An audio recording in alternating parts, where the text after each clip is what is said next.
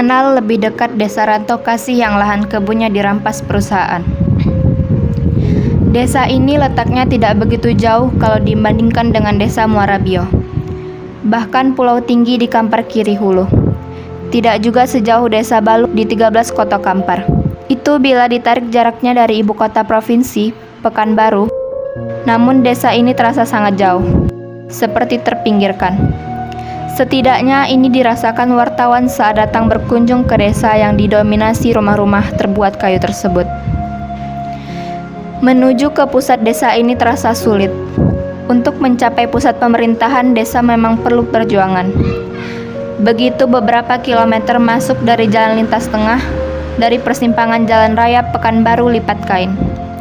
Kiri kanan jalan seakan tak ada lagi perkampungan. Apalagi kalau kondisi jalannya jadi tolak ukur. Namun kendaraan roda 4 tetap hilir mudik sampai di ujung jalan. Jalan ini bisa dikatakan buntu andai saja ponton penyeberangan tidak terlihat. Hanya ada beberapa desa di Kampar yang sejauh ini aksesnya menggunakan rakit.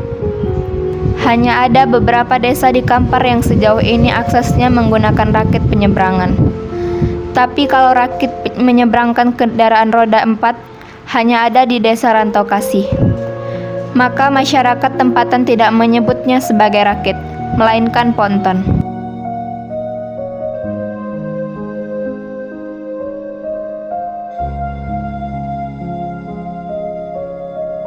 Sulitnya jalan ke Pulau Tinggi di Kampar Kiri Hulu atau Balung di 13 Kota Kampar. Menggunakan kendaraan roda 4 tidak sampai harus menyeberang menggunakan ponton. Untuk mencapai Desa Rantau Kasih, di sini setiap pengendara roda 4 memang benar-benar harus menyeberang. Kendaraan dinaikkan di atas ponton. Kapasitasnya tidak banyak. Maksimal hanya bisa 2 kendaraan roda 4. Lalu diseberangkan dengan ponton yang bahkan tidak menggunakan mesin, hanya mengandalkan katrol manual. Untuk mendorong ponton dari tepian sungai, masih mengandalkan tenaga manual manusia yang menjadi operator. Sesuai dengan namanya seperti nama-nama perkampungan dengan sebutan rantau. Rantau Kasih berada di seberang sungai. Bedanya dengan rantau berangin di Kuok, di sini kita harus benar-benar menyeberang, tanpa jembatan. Jalan menuju ke ponton kondisinya juga mengerikan. Tak terbayangkan kalau malam hari, jalan rusak. Kalau hujan berubah jadi bubur dan tanpa penerangan. Pada beberapa titik bahkan jalan bersanding dengan tebing sungai yang terus termakan abrasi. Berbanding terbalik, kendati jalan menuju Rantau Kasih memprihatinkan. Namun saban hari puluhan kendaraan roda 4 terus menyeberangi ponton desa tersebut.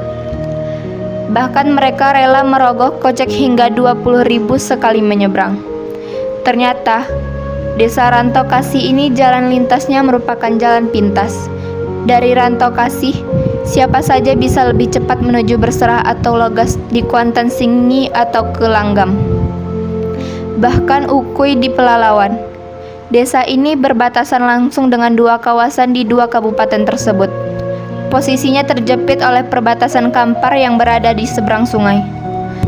Lalu Pelalawan dan Kuansing yang berada di daratannya. Hal itu membuat jalan lintas Rantau Kasih ini menjadi salah satu jalan pintas favorit bagi sebagian warga Langgam maupun Berserah yang perkampungan mereka memang dekat dengan perbatasan Kabupaten Kampar. Kebanyakan mereka yang lewat ingin menyunat waktu tempat menuju kota Pekanbaru atau ke Lipat Kain. Saat kampanye, mantan Bupati Kampar almarhum Aziz Zainal sempat membangkitkan harapan masyarakat Desa Rantau Kasih akan pembangunan jalan dan jembatan. Sejak saat itu, mereka semakin bersemangat mengusulkan perbaikan jalan dan pembangunan jembatan. Meski berjarak tidak jauh dari Sungai Pagar, pusat Kecamatan Kampar Kiri Hilir, kondisi infrastruktur Desa Rantau Kasih masih sangat memprihatinkan. Keprihatinan kondisi infrastruktur jalan menuju desa dapat dirasakan langsung oleh siapapun saat berkunjung atau melewati jalan menuju desa tersebut. Baik sebelum ponton penyeberangan maupun di pusat kawasan desa yang berada di seberang sungai. Belasan kilometer jalan ke desa masih jalan tanah dengan lumpur dan kubangan di hampir sebagian besar badan jalan. Berdasarkan pengakuan warga kepada wartawan, ada sepanjang hampir 12 km jalan dari dan ke desa mereka yang belum diaspal. Tak ayal, kondisinya sangat mengenaskan, terlebih di musim hujan seperti saat sekarang ini.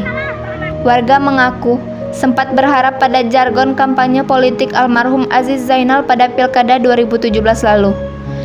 Warga berharap program 3I yang salah satunya pembangunan jalan dan jembatan memberikan efek pembangunan infrastruktur jalan dan jembatan di desa mereka. Harapan warga sempat melambung ketika sebelum Aziz Zainal meninggal. Pernah ada tim ahli untuk mengkaji rencana pembangunan jembatan sekaligus untuk menghitung berapa biaya yang diperlukan. Namun harapan tinggal harapan. Kendati pesimis, sejumlah warga tetap berharap hingga periode pemerintahan Aziz Zainal yang kini dilanjutkan Bupati Catur Sugeng Susanto. Pembangunan jalan dan jembatan ke desa mereka terrealisasi. Pasalnya, menurut Kepala Desa Rantau Kasih Radison, tiap tahun mereka mengusulkan pembangunan tersebut. Penderitaan masyarakat Rantau Kasih tidak hanya persoalan minimnya pembangunan, namun kini mereka dihadapkan dengan masalah dengan perusahaan NWR yang hari ini bercokol di lahan sawit mereka. Lahan sawit mereka ditanami pohon akasia. Harapan untuk memiliki penghasilan sawit kini dihantui ketakutan oleh perusahaan raksasa. Mereka histeris melihat kelakuan pihak perusahaan di lapangan. Kini masyarakat Rantau Kasih menangis bahkan tak mau pulang ke rumah. Mereka membuat tenda di lahan perkebunan sawit mereka. Masyarakat berharap kepada pemangku kebijakan negeri ini untuk membantu mereka agar perkebunan mereka bisa utuh milik mereka dan tak diganggu lagi. Sampai berita ini diturunkan, mereka masih berada di lokasi dan tidur di sana. Dari Rantau Kasih, Kampar Kiri Hilir, Rio.TV melaporkan. Sama Ibu. Sampaikan ini ke DPRD.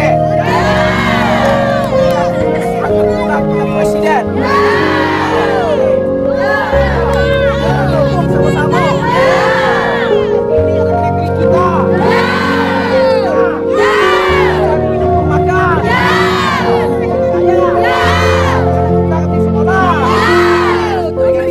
Jangan anarkis. Sama-sama kita. Selalu kita ke DPRD sama-sama.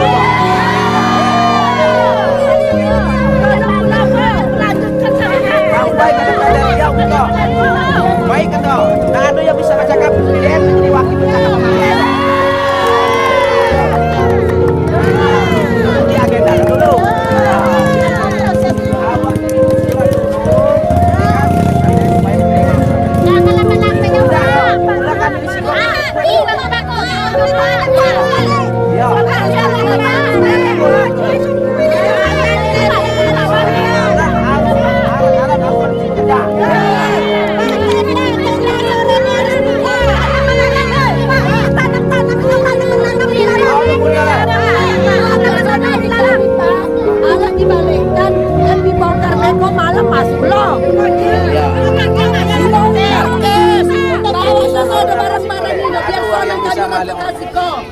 Cai tadi sama pimpinan